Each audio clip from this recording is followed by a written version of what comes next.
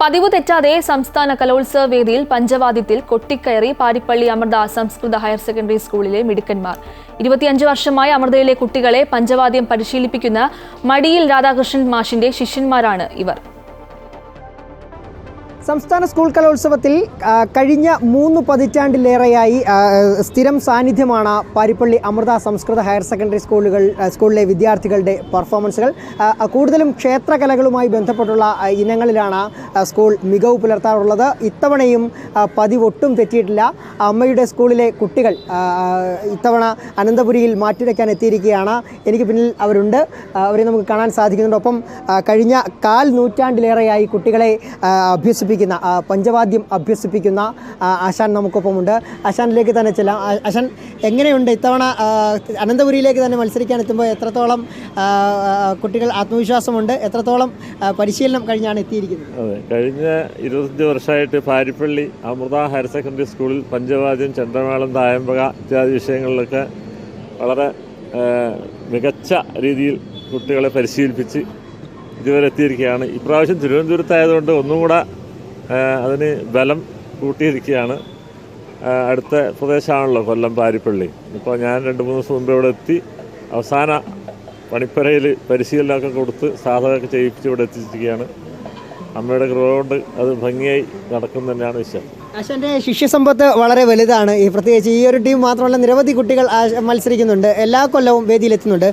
പാരിപ്പള്ളി അമൃത സംസ്കൃത higher secondary സ്കൂളിലെ കുട്ടികളുടെ ആ ഒരു പ്രകടനത്തെ മാഷ് എങ്ങനെയാണ്? പ്രത്യേകിച്ച് അവിടെ ഒരു ഹോസ്റ്റൽ നടത്തുന്നതായതുകൊണ്ട് ഏർലി മോർണിംഗിൽ 4 മണിക്കത്തെ സാധകം സാധ്യമാകുന്നു.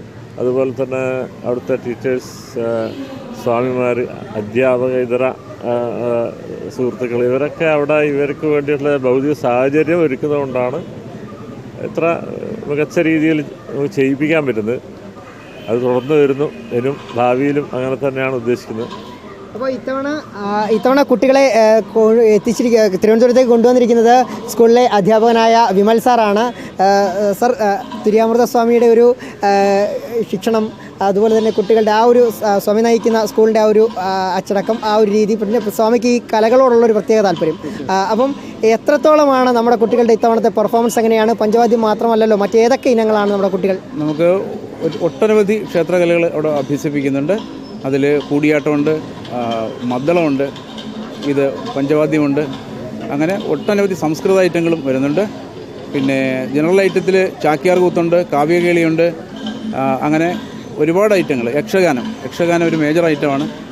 അപ്പോൾ ഇങ്ങനെയുള്ള എല്ലാ കലകളും അവിടെ സ്ഥിരമായിട്ട് കഴിഞ്ഞ കുറേ വർഷങ്ങളായിട്ട് തന്നെ, ഇപ്പോൾ പറഞ്ഞ പോലെ 10-20 വർഷങ്ങളായിട്ട് തന്നെ നമ്മൾ ഇത്തരം കലകളെല്ലാം അഭ്യസിക്കുന്നു. കുട്ടികൾ നല്ല രീതിയിൽ പെർഫോം ചെയ്യുന്നുണ്ട്. അവർ വളരെ കോൺഫിഡൻ്റ് ആണ്.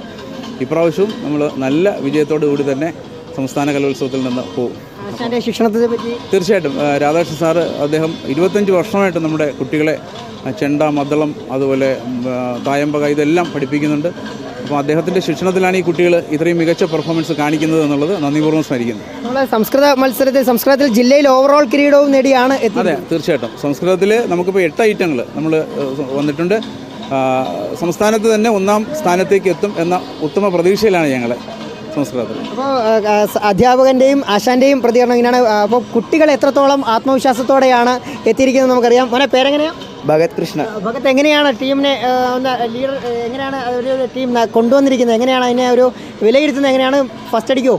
ഫസ്റ്റ് എന്തായാലും അടിക്കും. മുൻ വർഷങ്ങളിലായി നമ്മൾ ഇവിടെ അമൃത സ്കൂളിൽ നിന്ന് കുറേ ആൾക്കാർ ഇവിടെ വരാറുണ്ടായിരുന്നു. നമ്മുടെ ചേട്ടന്മാരൊക്കെ, അവരെല്ലാം നല്ല പ്രകടനമാണ് ഇവിടെ കാഴ്ചവെച്ചിരുന്നത്.